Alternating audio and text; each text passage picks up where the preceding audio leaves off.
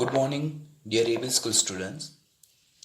આજે આપણે બોરોનનું બીજું એક અગત્યનું સંયોજન શીખવાના છે. લાસ્ટ લેક્ચરમાં આપણે બોરેક્સ વિશે લર્ન કર્યા, બોરેક્સ બીટ ટેસ્ટ વિશે લર્ન કર્યું, એનો ઉપયોગ, એના રાસાયણિક ગુણધર્મો, એની બનાવટ વિશે લર્ન કર્યું. આજે બોરોનનું બીજું અગત્યનું સંયોજન ઓર્થોબોરિક એસિડ વિશે લર્ન કરવાના છે, જેને બોરિક એસિડ પણ કહી શકાય. એનું સૂત્ર આપણે ઓલરેડી H3BO3 અગાડી જોઈ ગયા છે. એને જ આપણે BOH થ્રાઇસ એટલે કે ટ્રાયહાઇડ્રોક્સી બોરેન તરીકે પણ ઓળખી શકીએ છીએ. આજે આપણે બોરોનનું બીજું અગત્યનું સંયોજન શીખવા જઈ રહેલા છે, જેનું નામ છે ઓર્થોબોરિક એસિડ. તેને બોરિક એસિડ પણ કહી શકાય. એનું સૂત્ર છે H3BO3. એનું બીજું સૂત્ર આ રીતે પણ લખી શકાય, BOH થ્રાઇસ, અને તેને ટ્રાયહાઇડ્રોક્સી બોરેન નામે ઓળખવામાં આવે છે. હવે આ જે ઓર્થોબોરિક એસિડ છે તેની બનાવટ બે બનાવટ છે. પહેલી બનાવટ છે ટેક્સ્ચ્યુઅલ પ્રિપરેશન, એટલે કે જે ટેક્સ્ટબુકની બનાવટ છે તે, અને સેકન્ડ બનાવટ જે છે તે એક્સ્ટ્રા પ્રિપરેશન, એટલે કે જે આપણે નીટ પોઈન્ટ ઓફ વ્યૂ કરવાની થાય. ફર્સ્ટ ઓફ ઓલ આપણને ટેક્સ્ચ્યુઅલ પ્રિપરેશન યાદ રહેવી જોઈએ, ત્યાર પછી નીટની એક્સ્ટ્રા પ્રિપરેશન યાદ રાખશું. ટેક્સ્ચ્યુઅલ પ્રિપરેશન ટેક્સ્ટબુકમાં આપણને જે ઓર્થોબોરિક એસિડ છે તેની બે બનાવટ આપેલ છે. પહેલી બોરેક્સમાંથી અને સેકન્ડ વન બોરોન સંયોજનના જળ વિભાજનમાંથી. ફર્સ્ટ બોરિક એસિડ બને કેવી રીતે? તો બોરેક્સના જલીય દ્રાવણને એસિડિક કરીને બનાવી શકાય છે. હવે બોરેક્સ, લાસ્ટ લેક્ચરમાં આપણે બોરેક્સ વિશે લર્ન કર્યું, Na2B4O7 into 10H2O. Sometimes some books also referring like Na2B4O7. આ જે બોરેક્સ છે Na2B4O7 તેની HCl ઓર H2SO4 સાથે પ્રક્રિયા કરવાની, કારણ કે લખ્યું શું છે પ્રિપરેશનમાં કે બોરેક્સના જલીય દ્રાવણને એસિડિક કરીને બનાવી શકાય છે. એટલે કે આપણે બોરેક્સની HCl અને H2SO4 સાથે પ્રક્રિયા કરીને બનાવવાનું છે. તેમાં બોરેક્સનું જલીય દ્રાવણ Na2B4O7 plus 5H2, એટલે બોરેક્સનું જલીય દ્રાવણ લેવાનું, એટલે બોરેક્સને પાણીમાં ડિઝોલ્વ કરવાનું અને તેનું એસિડિફિકેશન કરવાનું, એટલે તેની ત્યાં HCl ઓર H2SO4 સાથે પ્રક્રિયા કરવામાં આવે. અહીંયા સ્લેશ મેન્શન કરેલું છે HCl ઓર H2SO4, એટલે બોરેક્સના જલીય દ્રાવણની એસિડિફિકેશન કરવાથી HCl ઓર H2SO4 ની હાજરીમાં આપણને મળે છે બોરિક એસિડ પ્લસ NaCl ઓર Na2SO4. ટેક્સ્ચ્યુઅલ પ્રિપરેશન કઈ છે? બોરેક્સના જલીય દ્રાવણનું એસિડિફિકેશન કરીને બનાવી શકાય. હવે બોરેક્સ જેનું સૂત્ર Na2B4O7, એસિડિફિકેશન કોની હાજરીમાં? HCl ઓર H2SO4 ની હાજરીમાં. હાઇડ્રોક્લોરિક એસિડ ઓર સલ્ફ્યુરિક એસિડ, તેમાં બોરેક્સને પાણીમાં ડિઝોલ્વ કરવાનું, એ જે જલીય દ્રાવણ બને તેનું એસિડિફિકેશન કરવાનું, ક્યાં HCl ક્યાં H2SO4 ની હાજરીમાં. બાય એપ્લાઇંગ હીટિંગ આપણને મળશે બોરિક એસિડ પ્લસ NaCl ઓર Na2SO4. ઇક્વેશન યાદ રાખવાનું થાય. સેકન્ડ પ્રિપરેશન જે છે તો તે બોરોન સંયોજનોના જળ વિભાજનથી, by hydrolysis of boron containing compounds. તે કયા કયા? બોરોનના હેલાઇડ લાઇક બોરોન ટ્રાઇક્લોરાઇડ, બોરોનના નાઇટ્રાઇડ Bn, અને બોરોનના હાઇડ્રાઇડના જળ વિભાજનથી. એ જળ વિભાજન કોની હાજરીમાં? ક્યાં પાણીની હાજરીમાં, ક્યાં મંદ એસિડ સાથેની પ્રક્રિયાથી.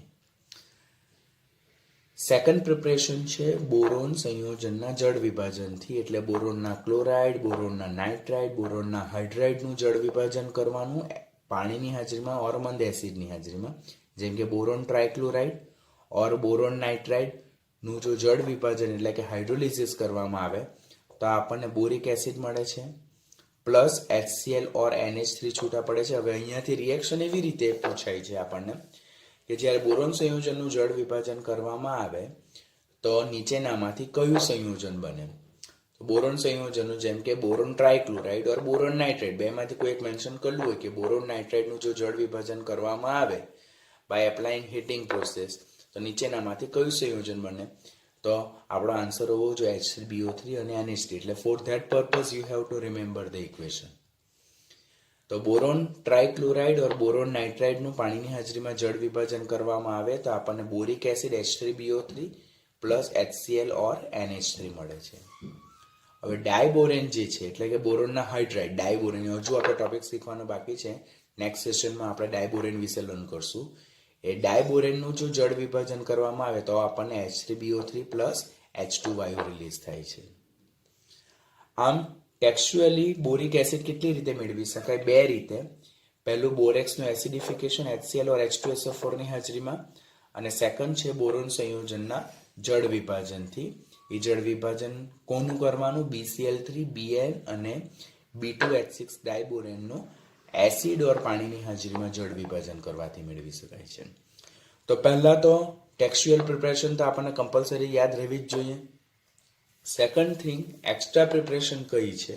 તો તે કોલેમેનાઇટમાંથી. આપણે લાસ્ટ લેક્ચરમાં બોરેક્સમાં પણ કોલેમેનાઇટ જોયેલું હતું. તો કોલેમેનાઇટમાંથી ઓર્થોબોરિક એસિડ એટલે કે બોરિક એસિડ કેવી રીતે મેળવી શકાય આપણાથી? તો કોલેમેનાઇટ જેનું સૂત્ર છે Ca2B6O11, તેને પાણીમાં દ્રાવ્ય કરવાનું અને એમાંથી સલ્ફર ડાયોક્સાઇડ વાયુ પસાર કરવાનું. અગેન ધ્યાન આપવાનું, આ કોલેમેનાઇટ છે તેનું પાણીમાં બનાવેલું દ્રાવણ લેવાનું, એટલે કોલેમેનાઇટને પાવડર સ્વરૂપમાં કન્વર્ટ કરીને પાણીમાં ડિઝોલ્વ કરવાનું અને એ જે દ્રાવણ છે તેમાંથી SO2 પસાર કરવાનું અને ડાયજેશન એટલે હીટિંગ પ્રોસેસ કરવાથી આપણને બે વસ્તુ મળે છે. એક છે કેલ્શિયમ બાયસલ્ફાઇડ અને સેકન્ડ વન છે બોરિક એસિડ. હવે આ કેલ્શિયમ બાયસલ્ફાઇડ જે છે તો આપણે ઓલરેડી S વિભાગના તત્વો જોયા તો તેમાં જોયું કે બાયસલ્ફાઇડ જે છે તો તે પાણીમાં સંપૂર્ણ દ્રાવ્ય છે. જેમ બાયકાર્બોનેટ પાણીમાં સંપૂર્ણ દ્રાવ્ય હોય તેવી જ રીતે કેલ્શિયમ બાયસલ્ફાઇડ પાણીમાં સંપૂર્ણ દ્રાવ્ય છે. પરંતુ બોરિક એસિડ જે બને છે સાથે સાથે અંદર દ્રાવણમાં, તો તે પાણીમાં કેવું છે? અલ્પ દ્રાવ્ય, સ્પેરિંગલી સોલ્યુબલ, લીસ્ટ સોલ્યુબલ. એટલે જેવું આપણે દ્રાવણને ઠંડુ કરશું તો આ જે અલ્પદ્રાવ્ય બોરિક એસિડ જે છે તો તે ક્રિસ્ટલાઇઝેશન પામશે અને એ સ્ફટિકમાં રૂપાંતર પામે, જેને ફિલ્ટ્રેશન પ્રોસેસથી દૂર કરી શકાય છે. એટલે એક્સ્ટ્રા પ્રિપરેશન કેવી રીતે યાદ રાખવાની? કે કોલેમેનાઇટ ને પાણીમાં ડિઝોલ્વ કરીને એ જે જલીય દ્રાવણ છે તેમાંથી સલ્ફર ડાયોક્સાઇડ વાયુ પસાર કરવામાં આવે અને હીટિંગ એપ્લાય કરવામાં આવે તો કેલ્શિયમ બાયસલ્ફાઇડ અને બોરિક એસિડ બને છે. કેલ્શિયમ બાયસલ્ફાઇડ એ પાણીમાં સંપૂર્ણ દ્રાવ્ય છે, જ્યારે બોરિક એસિડ એ અલ્પ દ્રાવ્ય છે. એટલે આ જે આપણને દ્રાવણ મળે છે તે દ્રાવણને જો ઠંડુ પાડવામાં આવે તો તે બોરિક એસિડ સ્ફટિક સ્વરૂપે છૂટું પડે, જેને ફિલ્ટ્રેશન પ્રોસેસથી દૂર કરી શકાય છે. હવે આ જે પ્રોસેસ છે that's not a single step process, એ ડબલ સ્ટેપ પ્રોસેસ છે. એટલે પહેલું કોલેમેનાઇટને પાણીમાં એટલે ઉકળતા પાણીમાં નાખવાનું છે, એટલે આપણને બોરિક એસિડ મળે છે અને કેલ્શિયમ હાઇડ્રોક્સાઇડ મળે છે. પહેલા ઇનિશિયલ સ્ટેટમાં what we are getting? Calcium hydroxide. એ કેલ્શિયમ હાઇડ્રોક્સાઇડના જલીય દ્રાવણમાંથી આપણે સલ્ફર ડાયોક્સાઇડ પસાર કરીએ એટલે આપણને કેલ્શિયમ બાયસલ્ફાઇડ મળે છે. એટલે કેલ્શિયમ હાઇડ્રોક્સાઇડ માંથી સલ્ફર ડાયોક્સાઇડ વાયુ પસાર કરવામાં આવે તો કેલ્શિયમ બાયસલ્ફાઇડ મળે છે, જે સુદ્રાવ્ય છે. એટલે આ જે એક રિએક્શન, વન સિંગલ રિએક્શન છે, that is actually divided in two reaction. પહેલું, કોલેમેનાઇટને ઉકળતા પાણીમાં નાખવાથી આપણને બોરિક એસિડ જે અલ્પદ્રાવ્ય છે અને કેલ્શિયમ હાઇડ્રોક્સાઇડ મળે છે. કેલ્શિયમ હાઇડ્રોક્સાઇડ બી સંપૂર્ણ દ્રાવ્ય કહી શકાય અને તેમાંથી સલ્ફર ડાયોક્સાઇડ વાયુ પસાર કરતા કેલ્શિયમ હાઇડ્રોક્સાઇડ અલ્પદ્રાવ્ય છે, તેમાંથી સલ્ફર ડાયોક્સાઇડ વાયુ પસાર કરતા કેલ્શિયમ બાયસલ્ફાઇડ મળે છે, જે સંપૂર્ણ દ્રાવ્ય છે. તો આ રીતે આપણે બોરિક એસિડને કોલેમેનાઇટ ખનિજમાંથી પણ મેળવી શકીએ છીએ. આમ બોરિક એસિડની કેટલી પ્રિપરેશન યાદ રાખવાની? 3 પ્રિપરેશન યાદ રાખવાની. બે ટેક્સ્ચ્યુઅલ પ્રિપરેશન, એક કોમ્પિટિટિવ પોઈન્ટ ઓફ વ્યૂ. બે ટેક્સ્ચ્યુઅલ પ્રિપરેશનમાં પહેલી પ્રિપરેશન કઈ જોઈએ આપણે? કે બોરેક્સ જે છે તેનું એસિડિફિકેશન કરવાનું HCl ઓર H2SO4 ની હાજરીમાં. સેકન્ડ છે બોરોનના સંયોજનો, બોરોન ટ્રાયક્લોરાઇડ, બોરોન નાઇટ્રાઇડ અને બોરોન હાઇડ્રાઇડ ડાયબોરેન, જેને B2H6 કહેવાય, તેનું જળ વિભાજન કરવાનું HCl ઓર H2SO4 ની હાજરીમાં. અને ત્રીજું, જે ખનિજ જે કોલેમેનાઇટ છે તેના જલીય દ્રાવણમાંથી સલ્ફર ડાયોક્સાઇડ વાયુ પસાર કરવાનો. તો આ રીતે આપણે 3 રીતે બોરિક એસિડ ઓર ટ્રાયહાઇડ્રોક્સી બોરોન મેળવી શકીએ છીએ.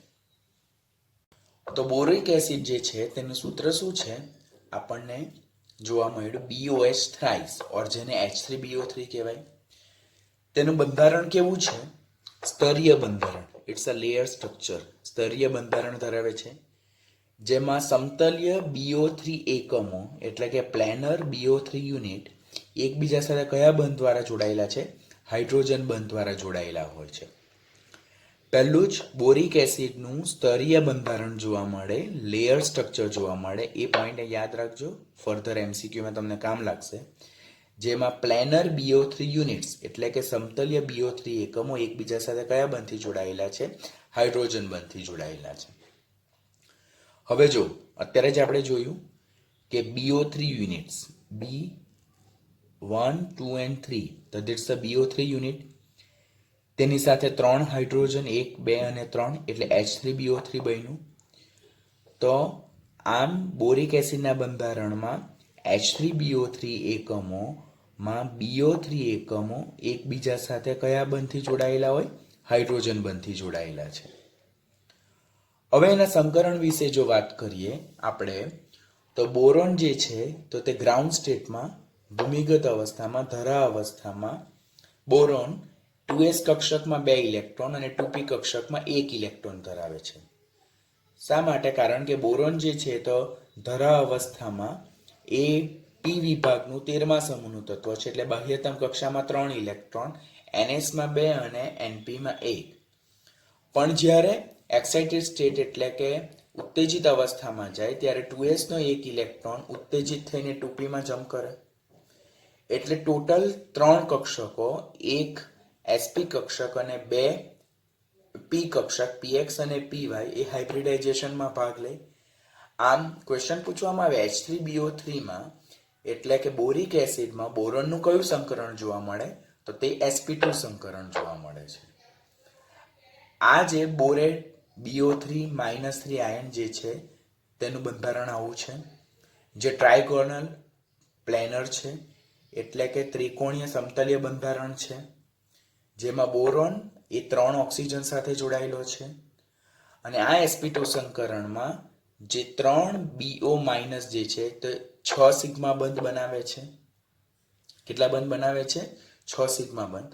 આમ બોરિક એસિડનું બંધારણ જોઈએ તો B, OH, OH અને OH, જેમાં મધ્યસ્થ બોરોન પરમાણુ જે છે તો તે sp2 સંકરણ ધરાવે છે. આમ બોરિક એસિડના સૂત્ર BOH થ્રાઇસ, જેને ટ્રાયહાઇડ્રોક્સી બોરેન તરીકે ઓળખવામાં આવે છે. બોરિક એસિડના બંધારણમાં આપણે જે જોઈ ગયા તે જ પાછું આપણે લર્ન કરવાનું. બોરિક એસિડના બંધારણમાં સમતલ્ય BO3 આયન હાઇડ્રોજન બંધ દ્વારા જોડાઈને સ્તરીય બંધારણ બનાવે છે. ટેક્સ્ટબુકમાં એની ફૂલ ફિગર ડ્રો કરેલી છે, તમે રિફર કરી શકશો એમાંથી. જેમાં નજીકના સ્તરો એકબીજા સાથે કયા આકર્ષણ બળોથી જોડાયેલા હોય છે? નિર્બળ આકર્ષણ બળોથી જોડાયેલા હોય છે, જેને કારણે તેઓ એકબીજા પર સરકી શકે છે. They are sliding over each other, જેને કારણે બોરિક એસિડ સ્પર્શે કેવું છે? મૃદુ છે, જેને કારણે એનો ઉપયોગ શેમાં થાય છે? કેરમ બોર્ડમાં જે સરફેસ છે તેને સ્મૂથ બનાવવા માટે. તો ક્વેશ્ચન પૂછાય બોરિક એસિડ સ્પર્શે મૃદુ છે, પોચું છે, શા માટે? તો એમાં H3BO3 એટલે કે બોરિક એસિડમાં જે આ BO3 વાળા જે એકમો છે તો તે આખા એકબીજા પર સ્તર બનાવશે, અને એ સ્તરો એકબીજા સાથે નિર્બળ વાંડરવાલ્સ પ્રકારના આકર્ષણ બળોથી જોડાયેલા હોય, અને they are sliding over each other એટલે એકબીજા પર સરકે છે, જેને કારણે બોરિક એસિડનું બંધારણ એ કેવું છે?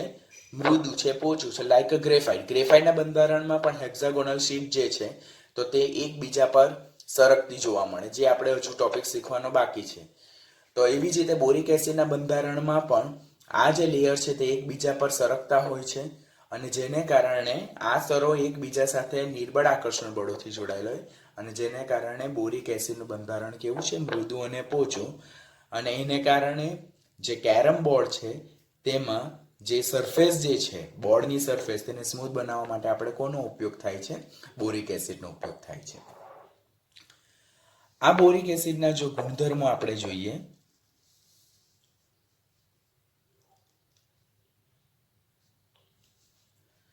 તો પેલો સફેદ સ્ફટિકમય ઘન પદાર્થ છે, જે સ્પર્શે સાબુ જેવો પોચો છે, એટલે ચીકણા સ્વભાવના હોય છે.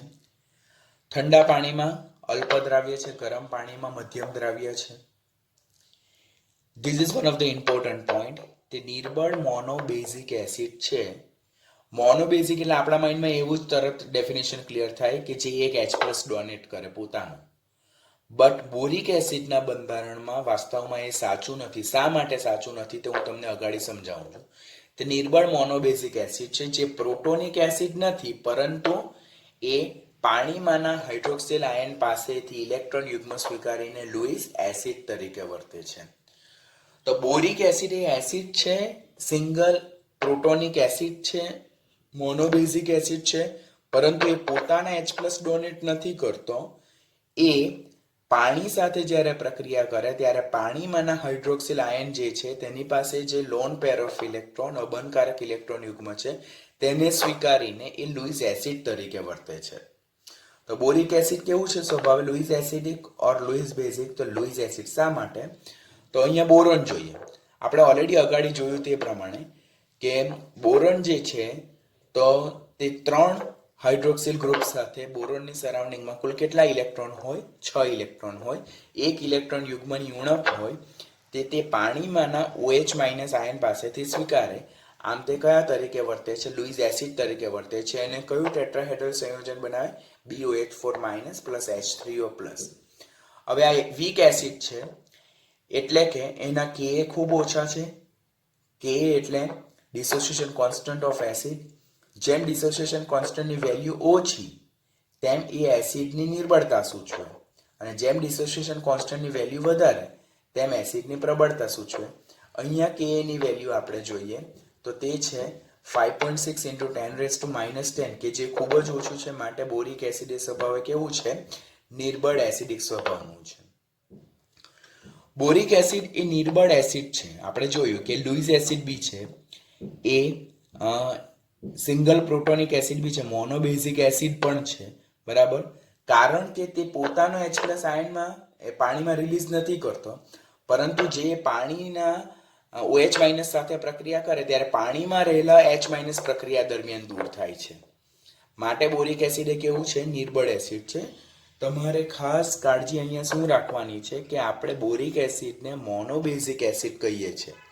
તો મોનોબેઝિક એસિડ એટલે આપણે એવું વિચાર કે સપોઝ HCl બી મોનોબેઝિક એસિડ છે, બીકોઝ એ પોતાનો H+ પાણીમાં રિલીઝ કરે છે. પરંતુ બોરિક એસિડ એ પોતાનો H+ રિલીઝ કરતું નથી. એ જ્યારે પાણી સાથે પ્રક્રિયા કરે તો એનો OH- સ્વીકારીને BOH4- આયન સંકીર્ણ બનાવે છે, ટેટ્રાહેડ્રલ સંકીર્ણ. અને એ પાણીમાં રહેલો આ OH જે છે તો તે બોરિક એસિડમાં આવી જાય. તો બાકી શું રહી જાય? H+. તો એ H+ રિલીઝ થાય, જેને કારણે બોરિક એસિડનું દ્રાવણ જે છે તો નિર્બળ એસિડિક બને. એ H+ બોરિક એસિડનો પોતાનો નથી, એ પાણીના OH- ને સ્વીકારે છે. પરિણામે પાણીમાં રહેલો H+ દ્રાવણમાં છૂટો પડે, જેને કારણે દ્રાવણ એ નિર્બળ એસિડિક બને છે. પછી આ જ બોરિક એસિડ જે છે તો તે ઇથેનોલ સાથે પ્રક્રિયા કરે કોન્સન્ટ્રેટેડ H2SO4 ની હાજરીમાં અને ટ્રાય ઇથાઇલ બોરેટ બનાવે. નીટની એક્ઝામ માટે આ ઇક્વેશન યાદ રાખવાનું થાય તમારે કે બોરિક એસિડની ઇથેનોલ સાથે પ્રક્રિયા થતાં કયું સંયોજન બને? તો ટ્રાય ઇથાઇલ બોરેટ સંયોજન બને છે. આ ટ્રાય ઇથાઇલ બોરેટ જે છે તેની બાષ્પને જો હવામાં સળગાવવામાં આવે તો કયા જ્યોતથી સળગે છે? લીલા કલરની જ્યોતથી સળગે છે. અને this form the basis in a qualitative estimation of borate and boric acid.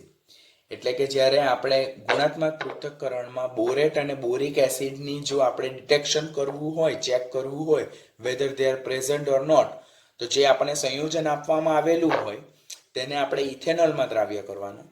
ઇથેનોલમાં concentrated H2SO4 ની હાજરીમાં દ્રાવ્ય કરતા આપણને ટ્રાય ઇથાઇલ બોરેટ સંયોજન મળે.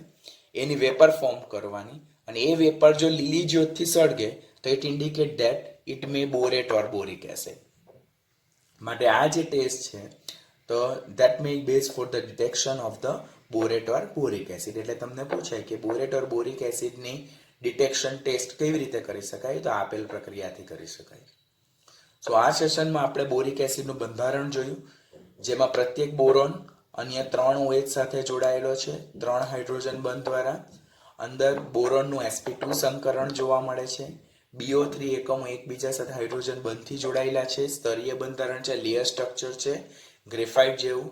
કેરમ બોર્ડમાં ઉપયોગ થાય બીકોઝ એ સ્વભાવે મૃદુ છે.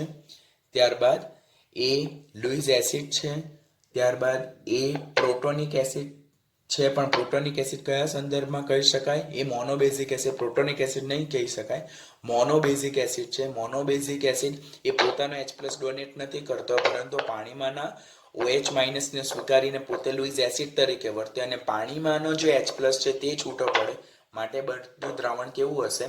મંદ એસિડિક હશે. બોરિક એસિડના પર તાપમાનની અસર, આ બી કોમ્પિટિટિવ માટે ખાસ કાળજી રાખવાની. પ્રીવિયસ યરમાં જ્યારે બોર્ડની એક્ઝામ કન્ડક્ટ થતી તો ત્યારે આ જે ટોપિક છે તેના પર ખાસ એ લોકો ક્વેશ્ચન પૂછતા હતા. આપણે ખાસ કાળજી રાખશું કે તાપમાનની અસર જો જોવામાં આવે તો પહેલા બોરિક એસિડ છે તેને જો 370 કેલ્વિન તાપમાને ગરમ કરવામાં આવે તો એમાંથી પાણીના 4 અણુ દૂર થાય ને આપણને મેટાબોરિક એસિડ મળે છે. ફર્સ્ટ 370 કેલ્વિન તાપમાને આપણને મેટાબોરિક એસિડ મળે. જો તમે 370 થી ઊંચા કેલ્વિન તાપમાને એટલે કે 410 કેલ્વિન તાપમાને ગરમ કરો તો આપણને મળશે ટેટ્રાબોરિક એસિડ. અને ફર્ધર જો હીટ કરવામાં આવે તો પાણીના અણુ દૂર થઈને આપણે લાસ્ટમાં શું મળે છે? બોરોન ઓક્સાઇડ મળે છે. બરાબર છે? તો જેને બોરિક ઓક્સાઇડ પણ કહેવાય, એને બોરોન એનહાઇડ્રેટ બી કહેવાય. અગાડીની ટ્યુટોરિયલમાં આપણે ઓલરેડી જોઈ ગયા છે.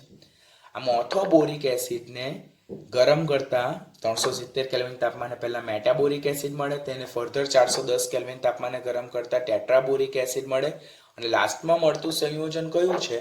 તો ધેટ્સ અ B2O3, જેને બોરોન એનહાઇડ્રાઇડ ઓર બોરોન ઓક્સાઇડ ઓર બોરિક ઓક્સાઇડ કહી શકાય. તાપમાનની અસર ખાસ યાદ રાખવાની. ફ્લોચાર્ટ ફોર્મમાં તમે યાદ રાખશો, તમને યાદ રહી જાય. એને ઓન TB સ્વરૂપમાં યાદ રાખવાનું.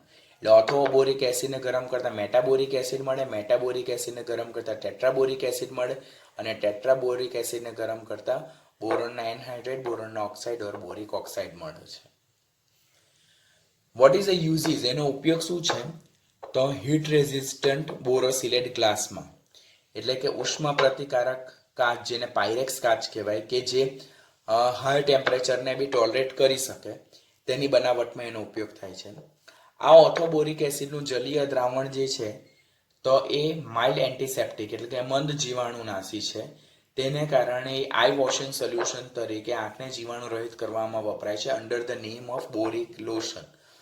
12મા ધોરણમાં છેલ્લું ચેપ્ટર જે છે કેમિસ્ટ્રી ઇન એવરીડે લાઈફ, તેમાં આ MCQ પૂછાય છે. નીચેનામાંથી કયું દ્રાવણ એ વોશિંગ સોલ્યુશન તરીકે ઓળખાય છે નીટમાં? તો તે બોરિક એસિડનું દ્રાવણ. બરાબર?